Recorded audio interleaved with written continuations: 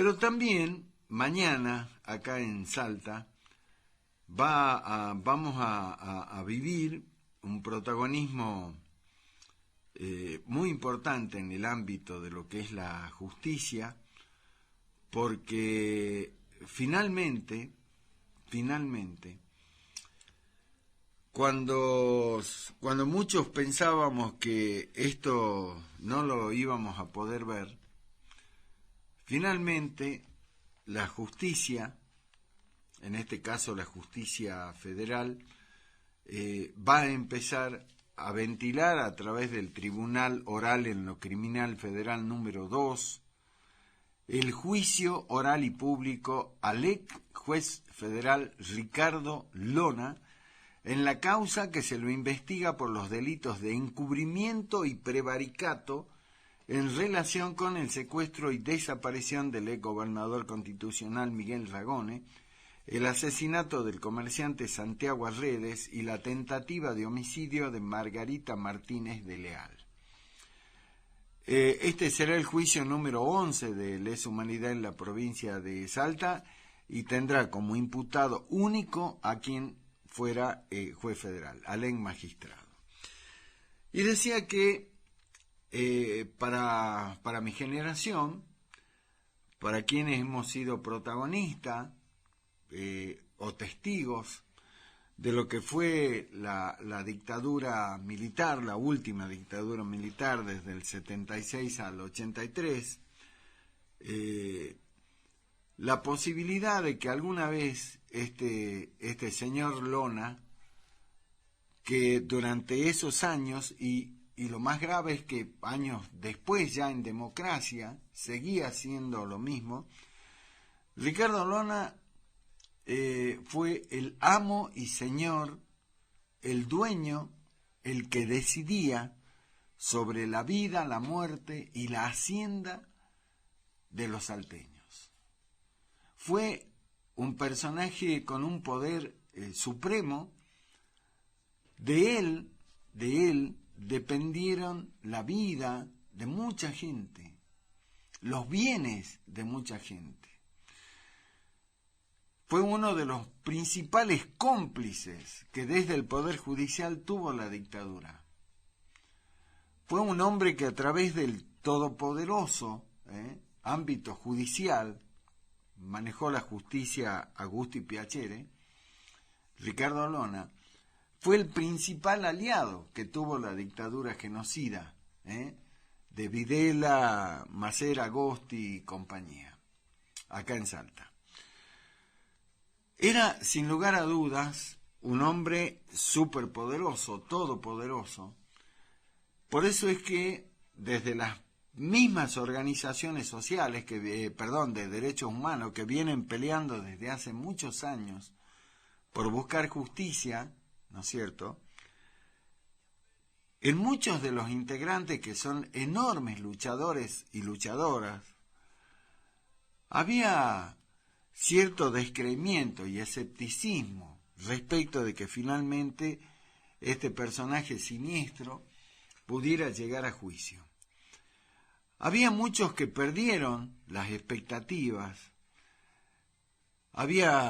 hubo algunos que bajaron los brazos, se cansaron, pero hubo otros que con muchísima constancia, con un enorme sacrificio, con una enorme convicción y con una gran soledad, mantuvieron prendida la llama y la expectativa de que alguna vez se pudiera hacer justicia y llevarlo a este hombre, no a los estrados judiciales, no a donde él estuvo toda su vida, es decir, arriba, ¿no?, del tribunal, sino sentarlo en el banquillo de los acusados. Bueno, ese juicio finalmente llegará mañana, a partir de mañana, 6 de agosto, a las 8 de la mañana, este Tribunal Federal, constituido por la doctora Gabriela Elisa Catalano y los doctores Juan Carlos Reinaga y Gabriel Eduardo Casas, y con la actuación de los fiscales a cargo de los doctores Carlos Martín Amat y Francisco Santiago Snopek, se empezará a enjuiciar a este, como digo, ex hombre superpoderoso, intocable, siniestro, como fue Ricardo Lona. Mañana es un día muy importante, porque a pesar de que han pasado tantos años, tengan ustedes en cuenta que los hechos donde los secuestran a Miguel Ragone cuando salía de su casa sucedió la mañana del 11 de marzo de 1976. O sea, saquen cuenta de la cantidad de años que pasaron desde aquel hecho para que finalmente, ¿no es cierto?, Ricardo Lona pueda ir y sentarse en el banquillo de los acusados y contar qué pasó y hacerse responsable de este hecho, de este magnicidio, que fue nada más y nada menos que el secuestro, la muerte, se supone, obviamente, y la desaparición de Miguel Ragone. Desde ese año, desde que sucedió el secuestro, nunca más se supo dónde está el cuerpo o los restos, obviamente los restos de Miguel Ragone. ¿Será posible que en este juicio Ricardo Lona, porque indudablemente Ricardo Lona debe saber qué pasó con los restos de Miguel Ragone? Ricardo Lona debe saber a dónde fue asesinado Ragone. Las versiones, las investigaciones dicen que él fue volado, dinamitado, su cuerpo atado a un árbol en la zona de Gallinato, camino a la Caldera. Pero son nada más que versiones, pero nunca hubo certeza porque jamás se pudo saber absolutamente nada de los restos, lo poco que puede haber quedado, si efectivamente así fue asesinado Ragone. Este hombre que mañana va a estar sentado ahí en el banquillo de los acusados tiene las llaves de una enorme cantidad de hechos terribles que acontecieron durante el tiempo de la dictadura. Imagínense ustedes todos los recursos y todo el poder que manejó este hombre para haber dilatado su presencia en una sala de juicio hasta tantos años para recién mañana sentarse en ese lugar. Debe conocer una enorme cantidad de hechos.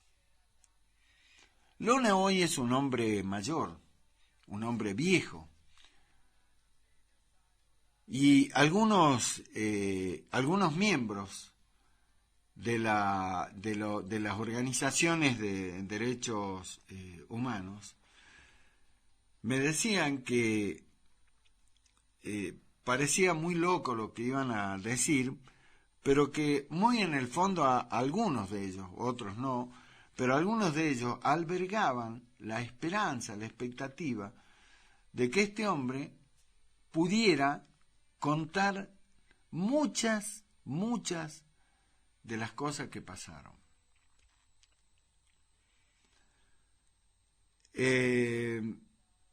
Sería un acto de absoluta justicia para los familiares de los que fueron las víctimas de estos gravísimos hechos. Ahí también está el tema de Palomitas, por ejemplo. Todas las organizaciones de derechos humanos, todas las investigaciones que hicieron de muchos abogados que trabajaron en este buscando la verdad y la justicia, coinciden en que Palomita no se podría haber producido si no hubiera tenido el visto bueno de Lona, por ejemplo. Sin embargo, al juicio de mañana solamente va a tener que enfrentar este cargo por la desaparición de Miguel Ragone. Serán querellantes la Secretaría de Derechos Humanos de la Nación, representada por el abogado Gastón Casabela. Por el encuentro Memoria, Verdad y Justicia estarán el abogado oranense David Leiva, estará María José Castillo y Martín Plaza, y Matías Duarte será el abogado por la familia Ragone. Las querellas, todo esto que acabo de nombrarlo, lo acusan directamente a Lona, en lo que es la participación fundamental de Lona en la desaparición y el asesinato de Ragone, y van a pedir cadena perpetua. Nosotros vamos a demostrar que Ricardo Lona actuó en conjunto, coordinada y sistemáticamente dentro de un plan genocida en hechos que sucedieron desde 1975 a 1977. Nunca los crímenes de lesa humanidad fueron aislados, estaban dentro de un marco general de acciones. Esto dijo el abogado la abogada María José Castillo, de Encuentro Memoria, Verdad y Justicia. Lona era el único juez federal que había en Salta en tiempos del terrorismo de Estado. Se aclara esto porque los crímenes de lesa humanidad en Argentina comenzaron a producirse antes del golpe del 24 de marzo. Claro, porque recordemos que durante lo que fue el gobierno de María Estela Martínez de Perón, allí empezó a aparecer, a operar de manera sistemática la temible, la terrible triple A, la Alianza Argentina Anticomunista, que eso quería decir las 3A, Alianza Argentina Anticomunista, que fue creada y pergeñada por ese otro personaje siniestro de la historia de nuestro país, que fue el brujo, José López Vega. Por eso es que yo le decía que la figura de Lona, del ex juez federal, él fue dueño de la vida y la hacienda de los salteños. Era el dueño de la vida. Algo parecido a lo que vemos por ahí en las películas, cuando el César, las películas romanas, Gladiador, por ejemplo, donde el César con el pulgar arriba le salvaba la vida y con el pulgar abajo lo mandaba a matar. Más o menos así actuó Lona. Dueño y señor de la vida y hacienda de los salteños. Increíble para algunos, muy esperanzador para otros y muy alentador para las nuevas generaciones, es que este hombre, este personaje siniestro, repito, mañana esté sentado en el banquillo de los acusados. Las querellas están pidiendo cadena perpetua. Habrá que ver si el tribunal puede hacer lugar a este pedido, pero de todas maneras, seguramente, no soy abogado, pero seguramente se me ocurre, dada la edad de Lona, que puede terminar cumpliendo esa condena con prisión domiciliaria, vale decir que la vida no se le alteraría para nada. Por eso, alguna vez charlando con legisladores nacionales, senadores, diputados, alguna vez no solo yo, sino también otros planteamos y dijimos que, como las leyes lo hacen los diputados y los senadores, hubiera sido interesante que se introduzca una modificación dentro de lo que es el Código Penal y se determine que para aquellos delitos de lesa humanidad o delitos aberrantes, como puede ser la violación seguida de muerte de niños o adolescentes, no debería existir esta posibilidad de la prisión domiciliaria a partir de los 70 años, porque los delitos son los hechos son tan terribles que no ameritan ningún tipo de consideración. Porque estamos hablando de crímenes, de hechos gravísimos, de verdaderos atentados contra la condición humana.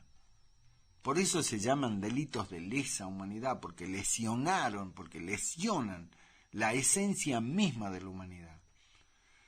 Entonces, es como si no hubiera justicia, si un personaje de esta calaña como la de Lona, después de haber eludido la justicia durante décadas, finalmente llega a juicio y se lo condena, el tipo sigue haciendo la vida que hace hasta hoy. Estar en su casa, rodeado de sus afectos, simplemente por una cuestión de edad. Como si el hecho de los años lo mostraría abuenado.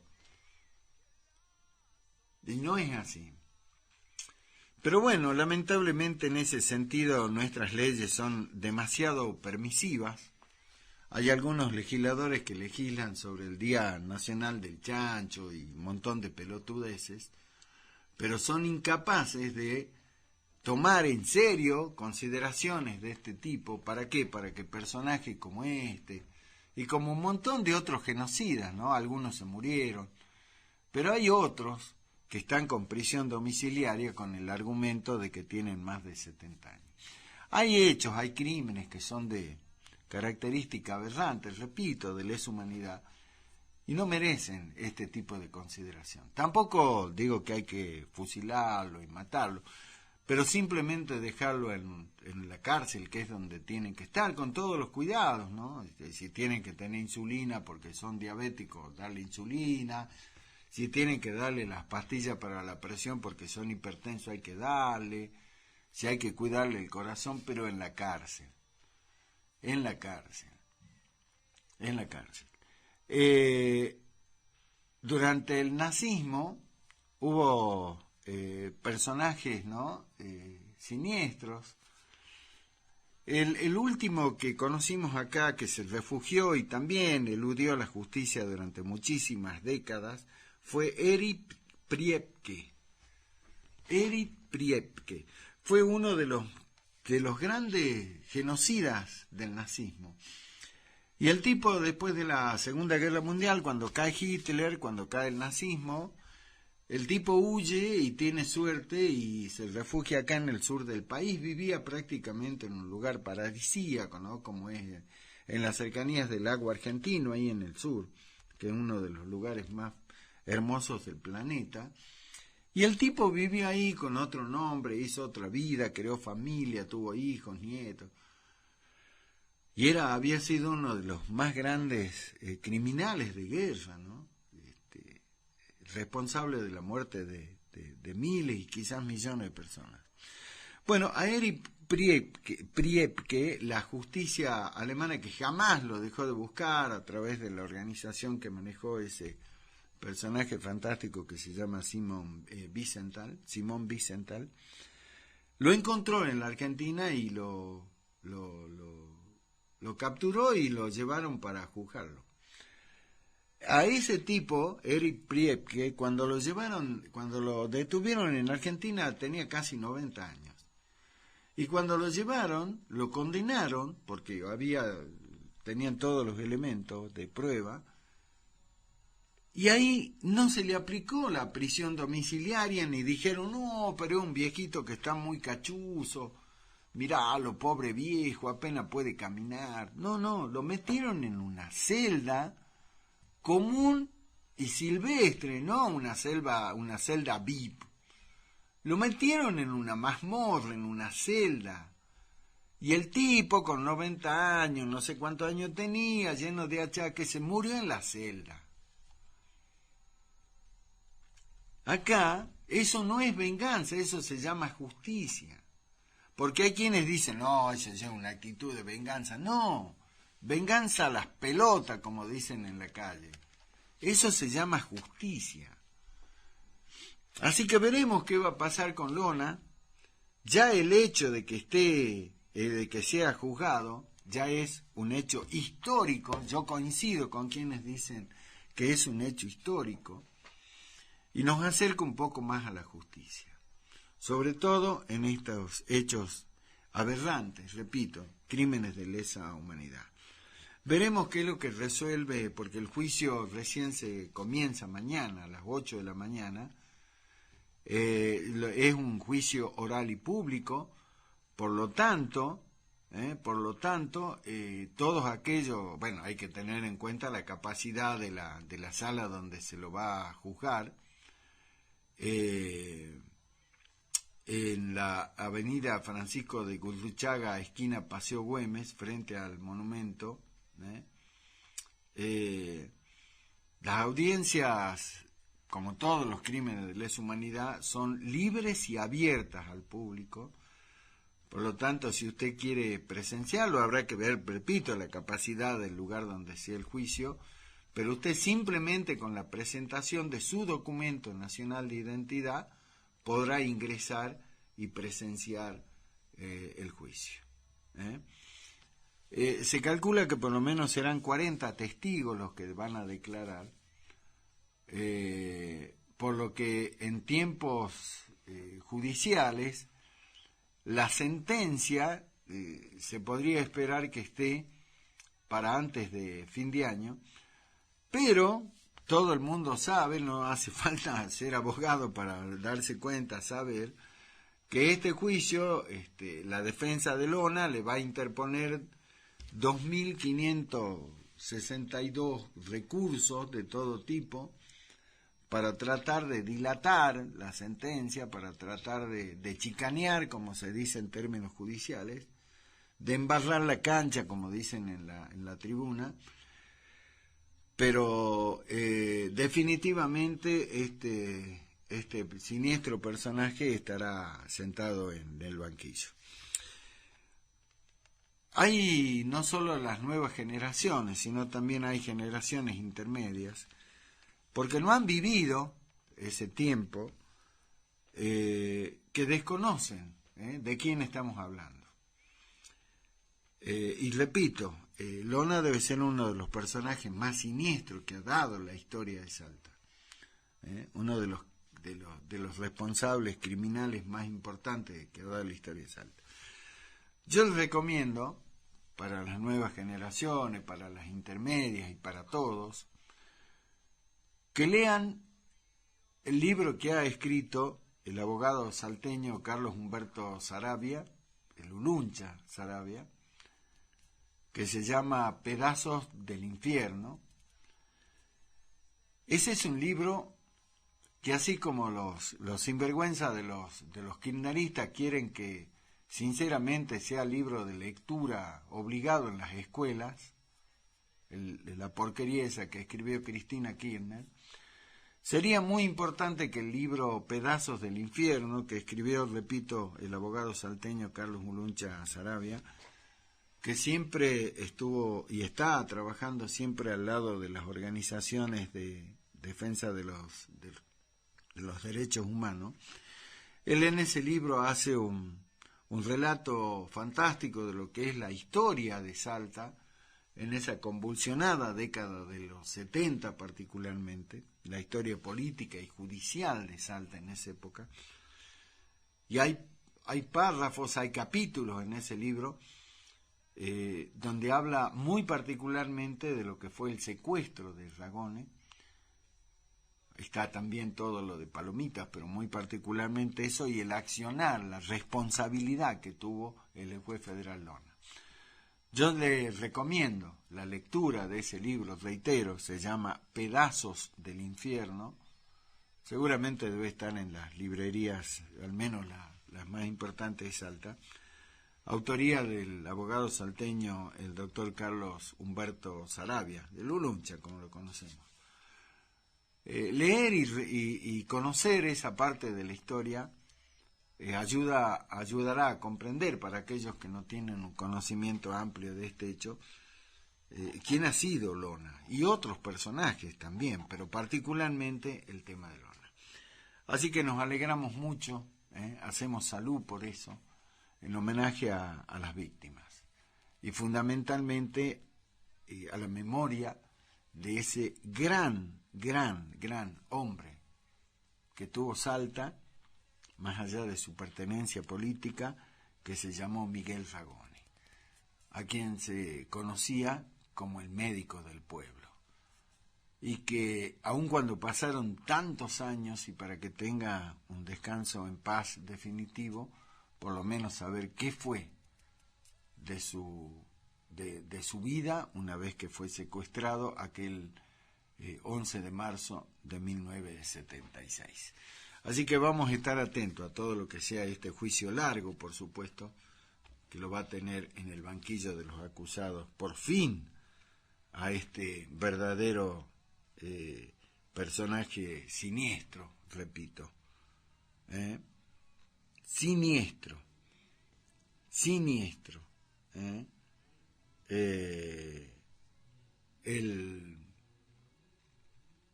de lo que fue este personaje terrible, que fue Ricardo Lona. Lo vamos a seguir, por supuesto, todo lo que tenga que ver con ese juicio.